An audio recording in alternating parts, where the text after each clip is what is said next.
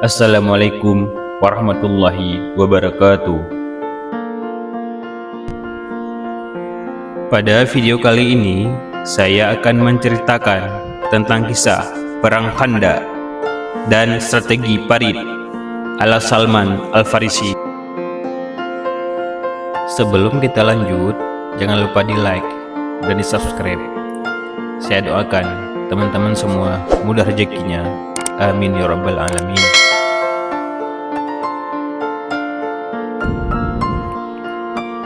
Perang Khandaq merupakan pertempuran yang terjadi pada 5 Hijriah, bulan Syawal. Penyebab pecahnya Perang Khandaq ini ialah rasa dendam kaum Yahudi dari suku Bani Nazir yang terusi oleh pasukan Islam dari Madinah.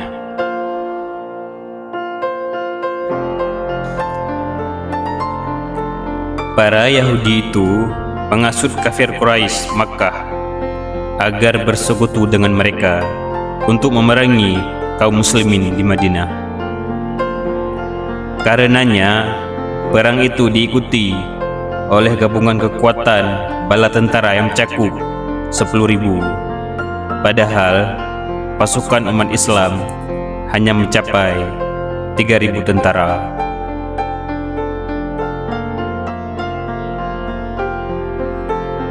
Penamaan Khandaq artinya parit karena kaum muslimin menggali parit di sekeliling kota Madinah sebagai mekanisme pertahanan agar mencegah kaum kafir agar tidak bisa menerobos kota Madinah.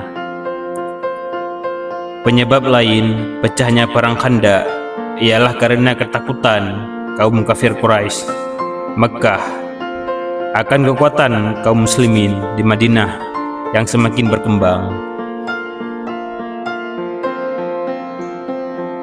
Salman Al-Farisi radhiyallahu anhu merupakan aktor di balik ide berlian pembuatan parit dalam Perang Khandaq. Ide tersebut didasari dari kebiasaan orang-orang di kampung halamannya, Persia.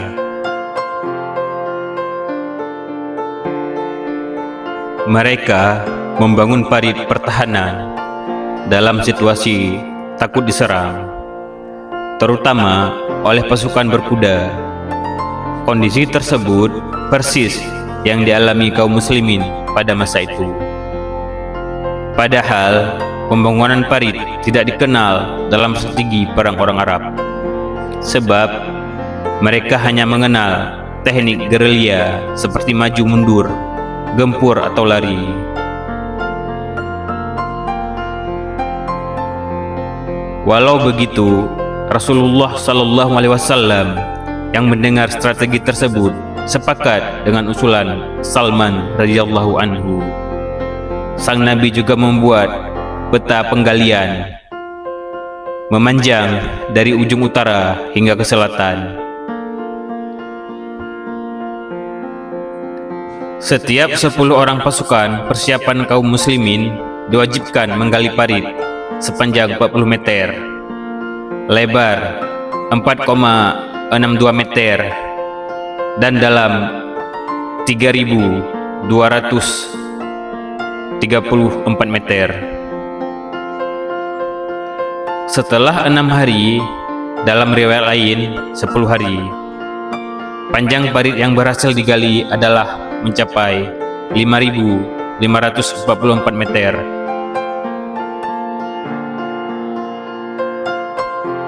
Nu'aim bin Mas'ud radhiyallahu anhu yang ditugaskan oleh Nabi Muhammad SAW sebagai pemecah belah kaum kafir Quraisy, Bani Ghatafan, dan kaum Yahudi yang bersekongkol.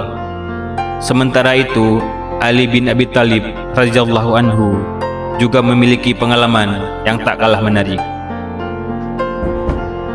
Hal ini lantaran ia harus berduel dengan Am bin Abdi Wud, yakni salah satu pemimpin pihak musuh yang terkenal jago pedang. Pada awalnya, Rasulullah SAW tidak ingin untuk memberikan tanggung jawab kepada Ali radhiyallahu anhu untuk menghadapi Am karena ia dianggap masih terlalu muda.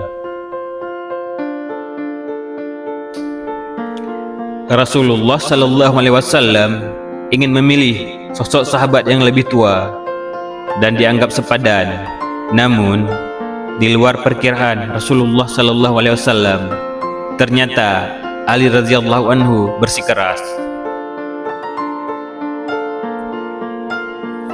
Sebenarnya Nabi cukup khawatir terhadap keselamatan Ali radhiyallahu anhu. Hal ini bukan tanpa dilandasi alasan yang jelas, melainkan perang sebelumnya di Uhud, beliau telah kehilangan sang paman, yaitu Hamzah radhiyallahu anhu, yang tewas secara mengenaskan. Berkat pertolongan Allah Subhanahu wa taala, Ali radhiyallahu anhu berhasil memenangkan pertarungan. Kemudian Am bin Abdul Wud tewas di tangan Ali yang masih tergolong muda pada saat itu.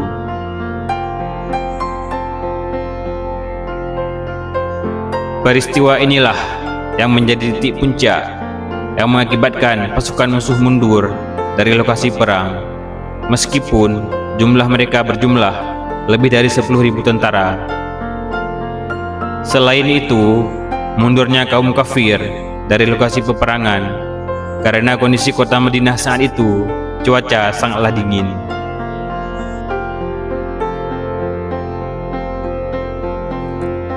Kaum kafir musuh umat Islam yang masih bertahan di tenda-tenda karena tidak bisa memasuki kota Madinah. Banyak di antara mereka yang mati kedinginan dan terserang penyakit malaria dalam peristiwa bulan Syawal tersebut. Dalam surah Al-Ahzab ayat 9, Rasulullah Sallallahu Alaihi Wasallam bermunajat selama 3 hari dan turunlah ayat tersebut. Kaum muslimin pun berhasil memenangkan perang tersebut atas diterimanya munajat Rasulullah Sallallahu Alaihi Wasallam.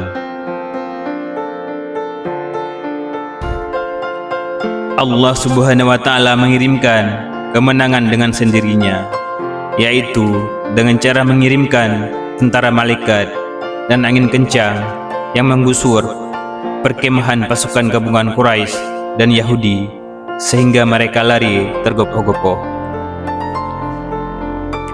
Hai orang yang beriman, ingatlah akan nikmat Allah yang telah dikaruniakan kepadamu.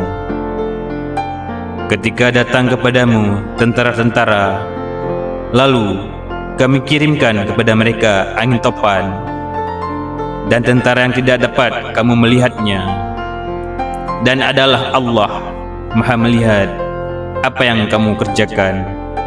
Kisah Al-Adab ayat 9.